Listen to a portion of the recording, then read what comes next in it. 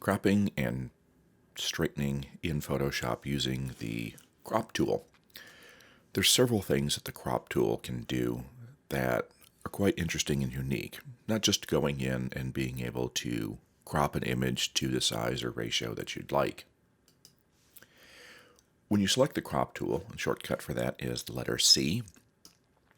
A lot of options come up in the options bar with settings that you can use for the crop tool. You'll notice that once you click on the crop tool, you'll see these large brackets in the corner of your image, ready for it to be cropped.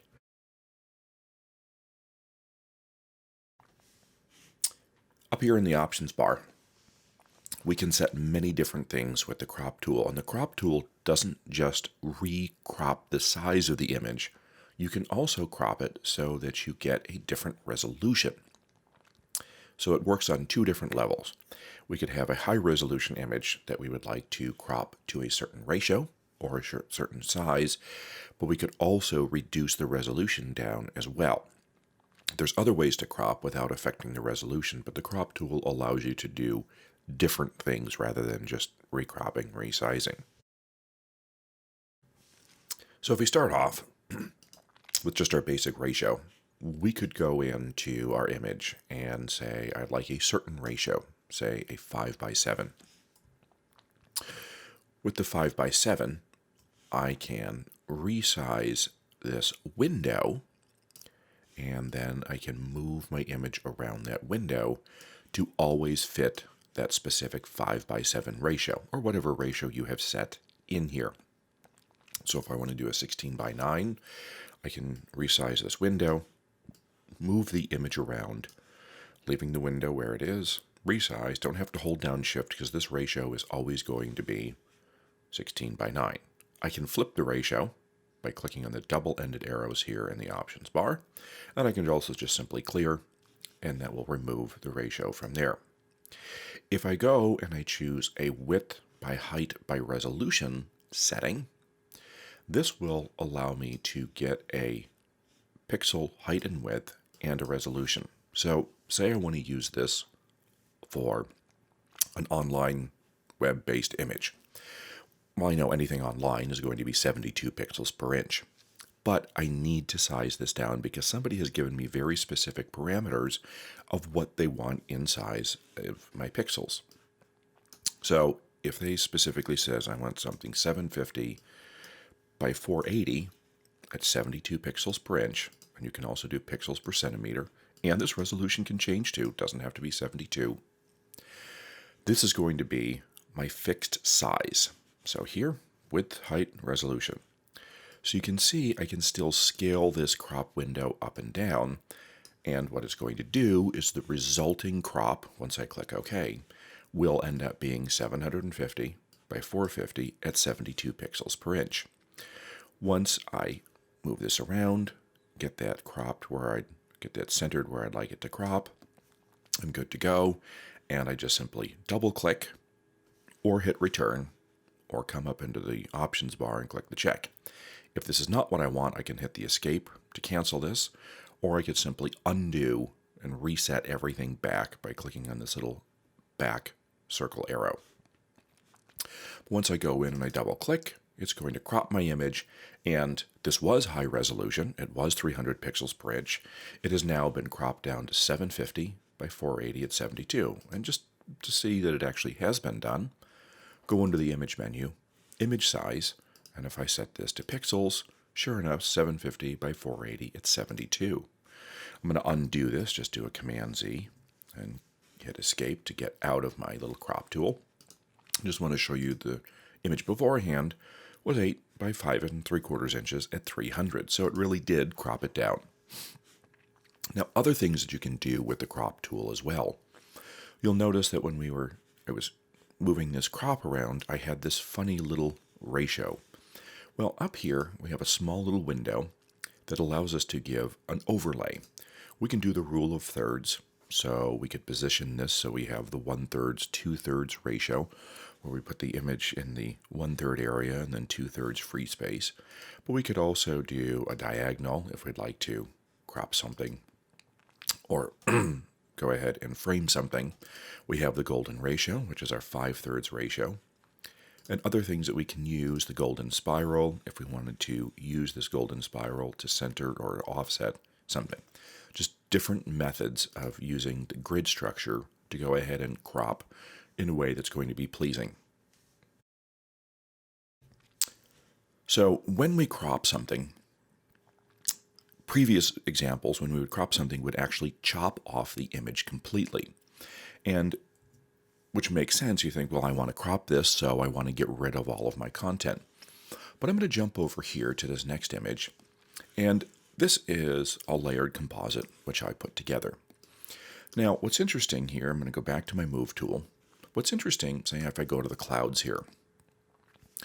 Now, I've created an image, and this image size is about 23 by 30 inches overall, 300 pixels per inch. Very large image.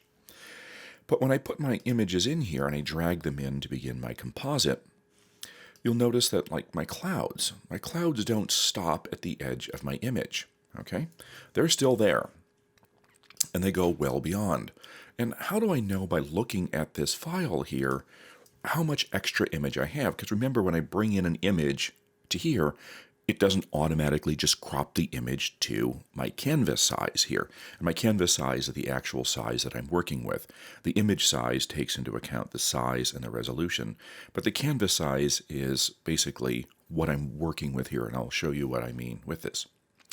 So in this case, I know I have more image that is hanging around outside here, but how would I know that? Okay, I see that there's some extra stuff going on. Well, I could go under the image menu under canvas size, and I could increase the size of my canvas so I could see what else is there. Now I can increase it in size of inches, pixels, percentage. Here it is. The dot means that I'm going to increase the canvas size from that point. If the point were over here, my canvas size would be basically fixed here and expanding in all the directions of the arrows. But when I anchor that in the middle, and I'm just going to use my up arrow here in the width and the height sections, I'm increasing my canvas size, increasing the working area, and I can see that there's a lot more stuff going on. So I could increase my canvas size if I wanted to see everything. But there's an awesome feature that I absolutely love with this, with Photoshop, and it's kind of combined with the crop tool. We can use it with the crop tool, but it's also hidden in plain sight. And it's this. Under the image menu, if there is anything outside our canvas, anything outside my size, I was doing a poster at 24 by 36. If there's anything outside this size, I go under Image and I choose Reveal All. Reveal All will bring the entire canvas size to the outer reaches of the largest layer in here. So this will show me every single thing, revealing everything in this file. Now I'm going to go back to my crop tool, because if I wanted to go in and I wanted to crop to a specific size or ratio, I could go in and you can see when I'm cropping my image, it will ghost out those areas behind that were basically hidden by the size of my canvas. And when I go in here, this is my crop preview. You see my layers panel completely changes. It's just my crop preview. Here, in previous versions of Photoshop, when you cropped something, in the options bar, the delete cropped pixels was always checked. Now the new default is not having this checked, and the reason why is because if you used your crop tool, you could go and crop this whole thing down, and when you cropped it, it literally would chop off all of these extra edges, even if you didn't know they were there. So if I did choose delete cropped pixels, and I went ahead and sized this down, and I set this transformation, I'm going to just hit return, it would go in and it would crop all the pixels that were beyond the edge of that canvas. Now if I went to my image and my reveal all here, it would go, and I just chose reveal all, and there's nothing else beyond there. So I'm going to undo this, and I'm going to uncrop this right here and get this back.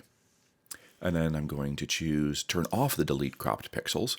If I were then to go in and grab my crop tool and say I'd like to crop just this right here, but the delete cropped pixels is not checked, I will crop my entire image, but it will still keep everything there in the file, whether I see it or not. And to get that back, the easiest way to do it is go under Image and choose Reveal All, and boom, it's all back. Or you could go in with your crop tool, simply click back on here with your crop tool, and it's going to show you what's there. So I almost never chop anything off if I'm doing something like a composite like this, because I don't want to basically chop it off and have it gone when I save the file. Yes, it makes a little bit larger file in the end, but the reality of it is a larger file is a small price to pay with having the ability to have everything in the file that you started with.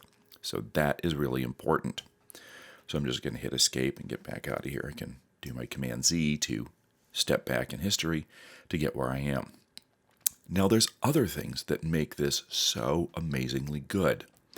I'm going to go over here to this tree of green. And with my crop tool, in my crop tool mode, what I'm going to do is I'm going to straighten. And here in the control bar, what I'm going to do is I'm going to go back to just my standard ratio, and I'm going to clear everything. I'm going to click on the straighten, and the straighten is this little level right here. And once I click on this, what I do is I get this little level and this little plus, this little cursor showing up. And what I do is with this crop tool and then the level function working, I am going to draw the line to which I would like to make level. So how does it know? Well, if you're going to be horizontal or something horizontal, it's going to take that line and it's going to go ahead and it's going to rotate that so it's perfectly level. Now you'll notice there was that slight shift to make that line go straight.